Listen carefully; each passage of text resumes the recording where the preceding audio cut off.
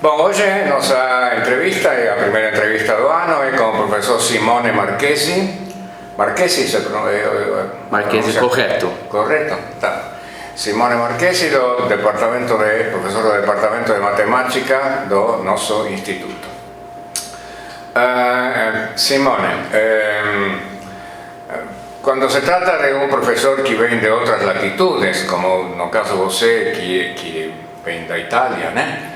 É interessante para a gente que a pessoa conte um pouco, digamos, sua vida, ou seja, como começa a sua vocação pela matemática, imagino quando era adolescente na Itália e tal, e como isso foi evoluindo. Então, conte para mim. Ok. Então, bom, eu quando estava fazendo um ensino médio, chamado liceu na Itália, eu tive a sorte de conhecer uma maravilhosa professora de matemática que passou para mim a paixão pela matemática. E terminado o liceu, quando chegou o momento de se inscrever na universidade, já não tinha nenhuma dúvida e me inscrevi diretamente no curso de matemática em Milão. Eu fiz a minha graduação na Universidade Estatual de Milão, depois fiz também aí o Master. Na graduação é um curso bastante comum para todo mundo, porque, sabe, um jovem de 19 anos ainda não encontrou a sua vocação pela matemática, das milhares de ramas da matemática que tem. Então, durante o Master, eu comecei a cursar bastante curso de topologia algébrica, mas depois encontrei a professora Turini, que foi a minha orientadora de Master, que me encaminhou até a geometria algébrica. Então, terminado o meu mestrado, eu passei o verão entre o meu mestrado e doutorado em Perugia, porque na Itália tem uma escola muito importante de verão, de 4 ou 5 semanas, já não lembro, pelas pessoas que querem fazer doutorado. Por quê? Porque você vai fazer cursos avançados com professores de outras universidades, e se você tem um bom desenvolvimento neste curso, você recebe uma carta de recomendação que te abre as portas para futuros doutorados. E depois do meu mestrado, então, eu tenho feito esse curso de verão. Eu já tinha combinado com a minha orientadora, a professora Turini, de passar uma temporada em Madrid para fazer doutorado com o professor Enrique Arondo. E terminada essa escola, eu terminei em agosto, em setembro fui para Madrid, fui para a Universidade Complutense de Madrid por fazer o meu doutorado. Há um detalhe que eu não contei: no curso de verão eu conheci o professor Centrone, que sempre do IMEC. Então, o professor Lucio Centrone, ele estava fazendo comigo esse curso, a gente se conheceu lá e depois coincidimos aqui. Então eu fui fazer o meu doutorado em Madrid, fiz o meu doutorado em geometria algébrica, em fibrados vetoriais, e terminado o meu doutorado, digamos que a situação não é das melhores da Europa, falando em termos de bolsas ou de possibilidade. Então eu conseguia bolsas de alguns meses, e para esse momento eu já estava casado com a minha esposa. Eu achava injusto passar 2 meses em um lugar ao outro, e eu lembrei que eu tinha encontrado o professor Marcos Jardim, sempre do IMEC, em 2010, durante o meu doutorado, em um congresso em Berlim, um congresso sobre fibrados vetoriais. A gente tinha se conhecido, eu escrevi um e-mail para ele perguntando se tinha possibilidade de fazer um pós-doutorado com ele. Ele respondeu positivamente e a gente pediu uma bolsa da FAPESP. E eu cheguei aqui no IMEC Unicamp como pós-doutorado da FAPESP. Depois de 1 ano e meio, saiu um concurso de geometria. O professor Marcos me estimulou para participar do concurso e tudo deu certo, e chegamos até o momento do que eu estou aqui no IMEC como professor. Vou fazer uma pergunta difícil agora, porque Sim. você disse que você trabalha em geometria algébrica. E eu vou pedir para você que você explique o que seria geometria algébrica da maneira mais simples possível. Ok, então, geometria algébrica é estudo de variedade, mas variedade definidas por quê? Você pega equações polinomiais. Equações polinomiais, você pega o lugar de zeros de equações polinomiais. Em particular, eu gosto do espaço projetivo, espaços que têm os infinitos. Mas mesmo assim, eu estudo lugar de zeros de equações polinomiais. É aí, se eu posso dizer, que entra no jogo, só para explicar também, antes quando eu falei que eu fiz a minha tese em fibrados vetoriais. Vou fazer um exemplo simples. Você imagina que tem uma curva no espaço, certo? Podemos pensar que a curva tem dimensão 1 dentro de um espaço que tem dimensão 3. Então, a coisa mais natural é pensar que essa curva que tem dimensão 1 dentro de um espaço de dimensão 3 está definida por duas equações, porque é a diferença das dimensões que eu tenho. Mas isso não sempre acontece. Com efeito, isso é um caso especial que está chamado de interseção completa. Tem uma curva bem famosa, que é uma curva racional chamada de cúbica torcida, que é uma curva que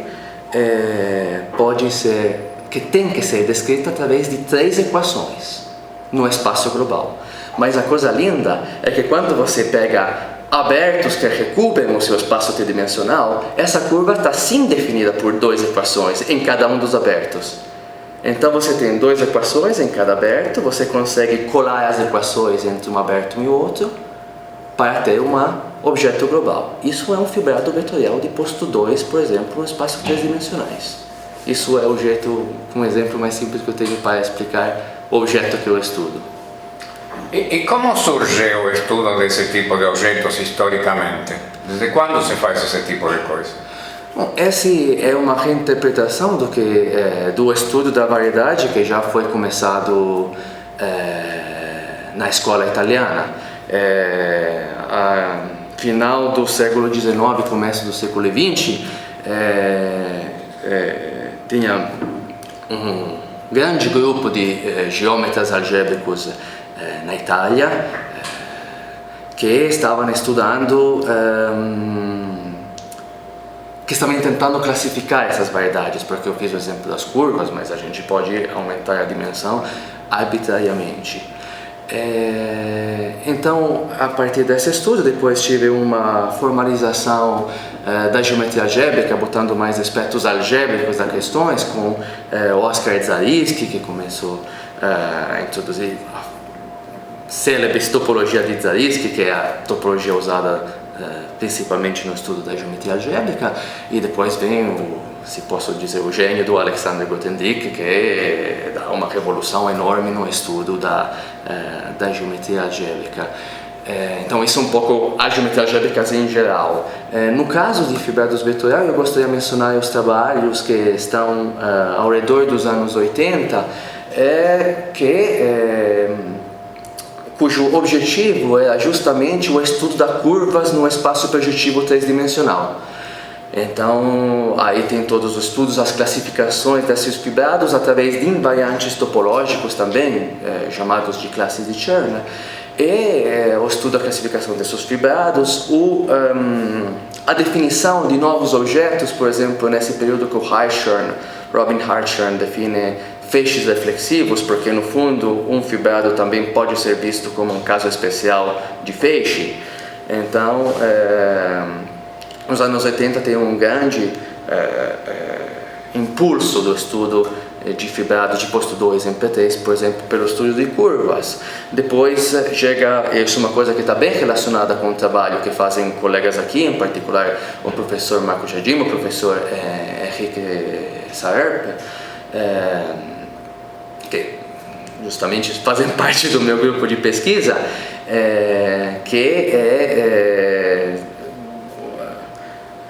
a tia de Infelice Nemanin encontra uma relação entre as soluções das equações de Yang-Mills com fibrados chamados de instanton. Então vocês depois podem ter um pouco mais físico.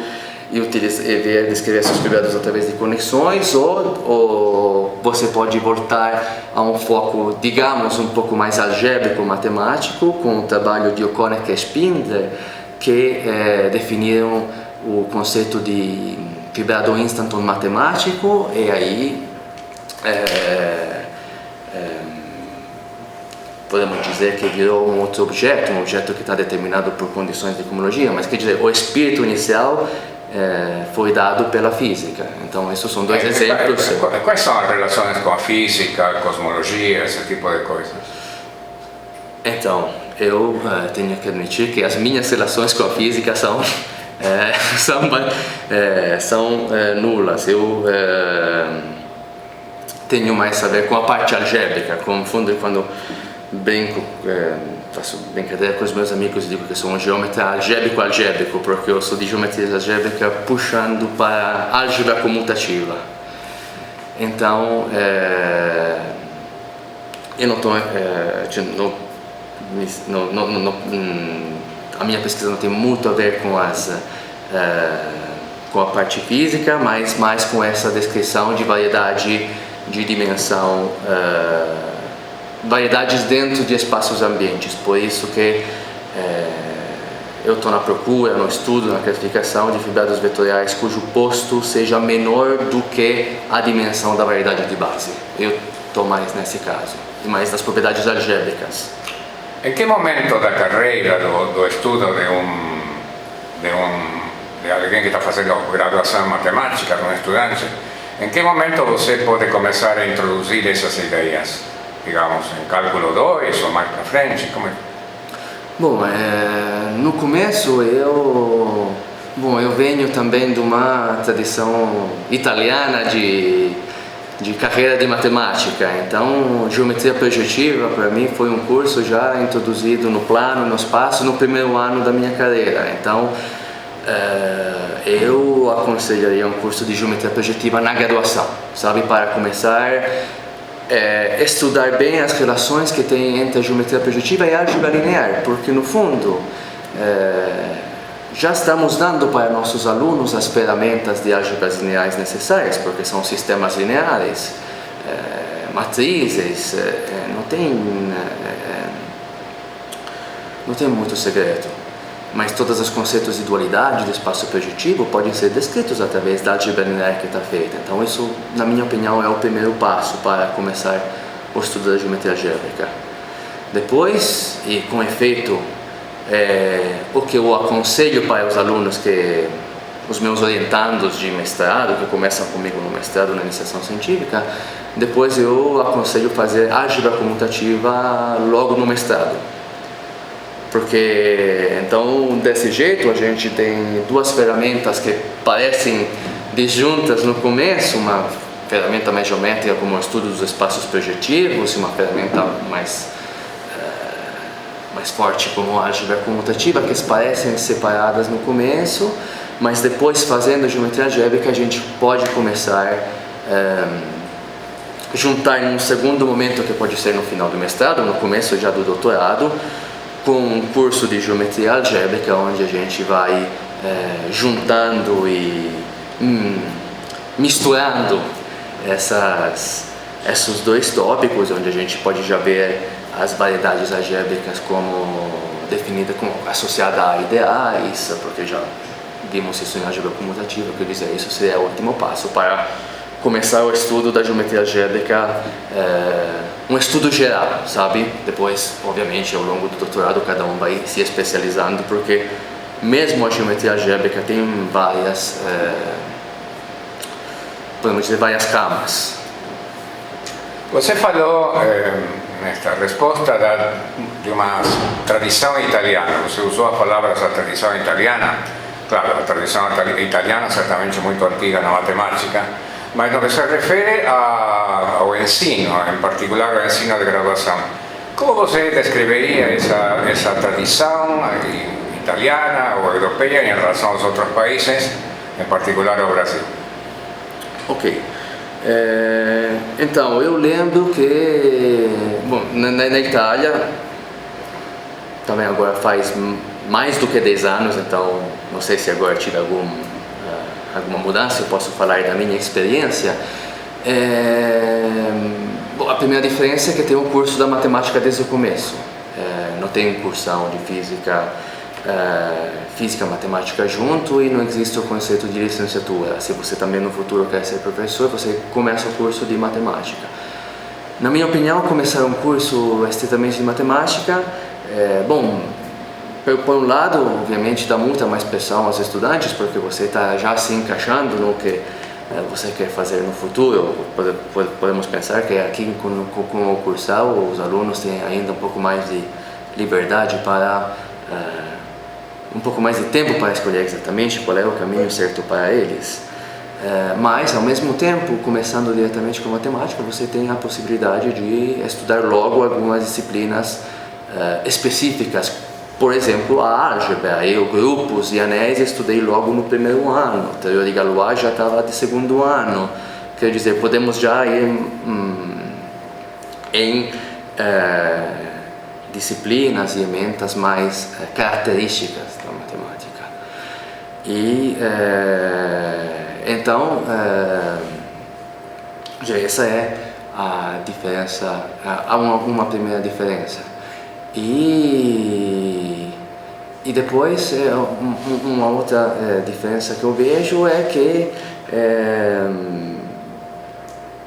não sei, os alunos sabem isso de mim, vejo os alunos, eu tento que os meus alunos fiquem independentes, porque no começo eu vejo os meus alunos aqui no Brasil um pouco independentes, no sentido de...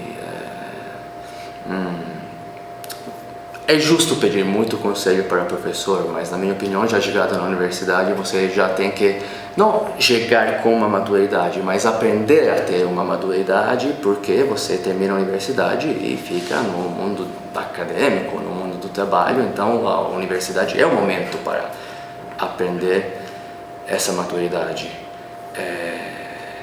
Outra diferença que eu vejo, isso falo como positivo e negativo. A tradição italiana é muito mais formal do que a tradição brasileira. Muito mais formal. Eu lembro de ter falado o senhor com os meus professores até o momento do que ele me dizer explicitamente que podia falar de você para eles. E isso aconteceu a primeira vez com o meu orientador de doutorado, depois de eu fazer 2 anos de doutorado com ele. Então, porque eu tinha 2 orientadores, um italiano e um espanhol. Isso é bom e é ruim.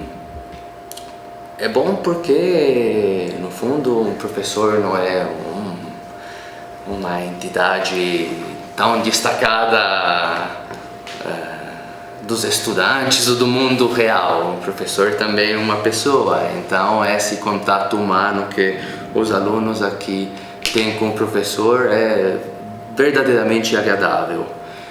Pelo outro lado, eu ainda estou um pouco não acostumado completamente a algumas Con professores italianos si vestem de paletó e gravata para dar aula? Muitos.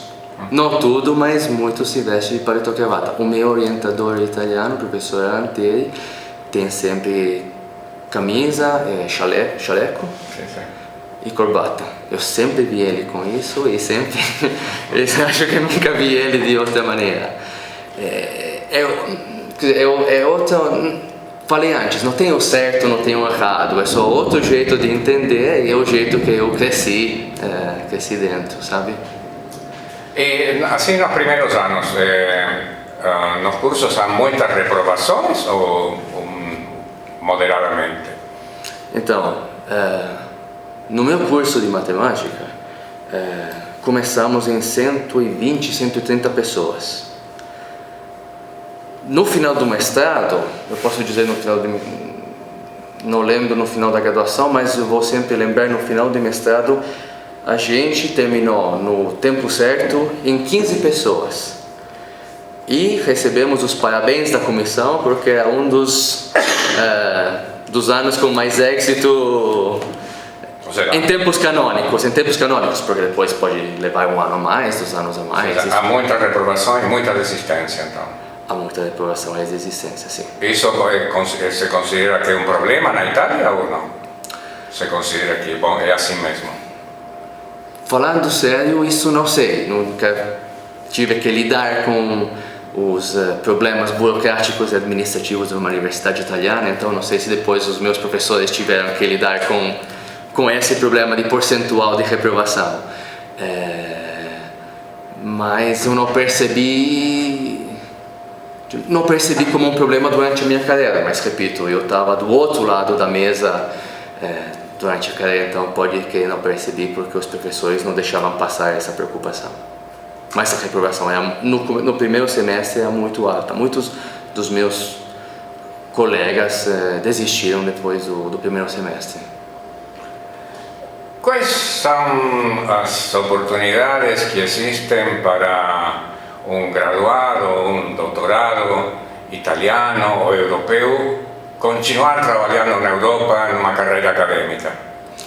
Então, por sorte agora as coisas estão se movendo um pouco mais e na Itália, por exemplo, vou dar o exemplo da Itália, além de postdoc ou de bolsas que você pode ter para pesquisa, agora tem as seguintes posições, é chamado de pesquisador de tipo A ou pesquisador de tipo B.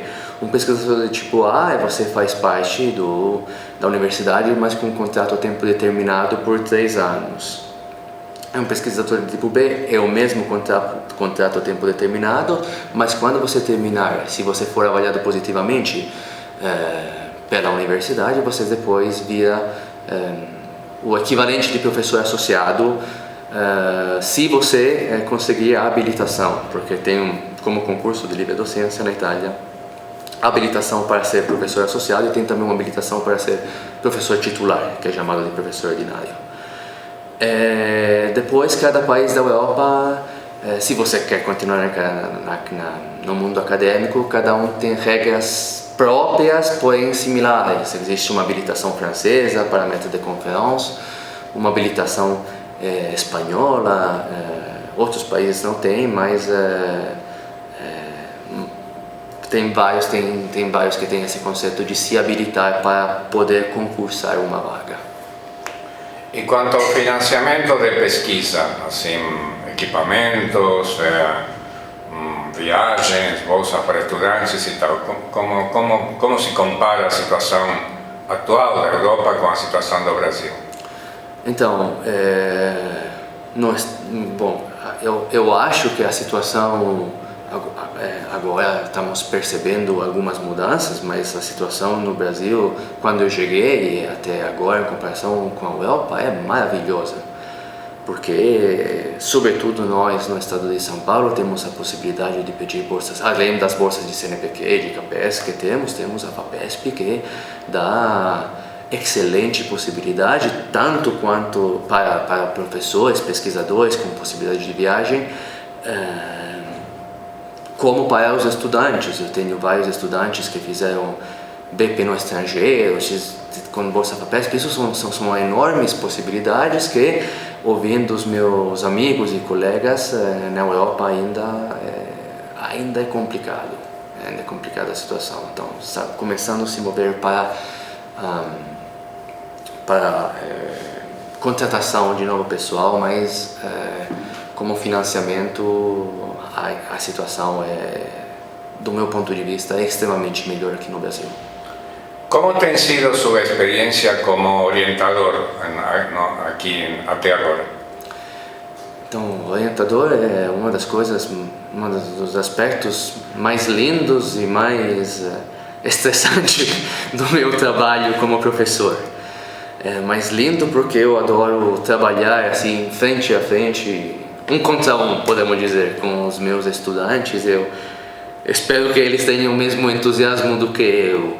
É muito estressante porque foi a primeira vez que eu tive que passar por essa experiência de orientar aluno. E orientar aluno de doutorado é complicado desde o começo, porque você precisa achar um problema interessante e que já tem um 99% de possibilidade na sua cabeça de ser resolvido. Porque eu tenho o privilégio de poder pensar num problema por 2, 3 anos e não chegar a nenhuma conclusão, mas tenho outros projetos, então, sabe, as coisas seguem para frente paralelamente, não tenho que me preocupar se o problema tem solução ou não. O aluno é toda outra coisa, o aluno tem 4 anos para fazer uma tese de pesquisa original, que seja interessante, leve uma publicação importante, que seja reconhecida na comunidade internacional. Então isso acho um peso nas costas, nos ombros, bastante forte, sobretudo para jovens professores como eu. Mas ao mesmo tempo a felicidade e o entusiasmo de ver um aluno defender a tese ou te agradecer porque conseguiu viajar e fazer um estágio em outro lugar, isso é de verdade uma coisa maravilhosa. Muito bem, Simone. Há alguma pergunta que você esperava que eu fizesse e eu não fiz? Se há, pode responder. Se há, Só que diga primeiro qual é a pergunta. Sim. Deixa eu pensar um pouco. Não, se não há, tudo bem. Não, eu acho que você pegou exatamente os pontos que eu estava esperando. Só queria agradecer a oportunidade para fazer essa entrevista. Ok, muito bem. Então, muito obrigado e faremos outra entrevista depois da próxima rodada.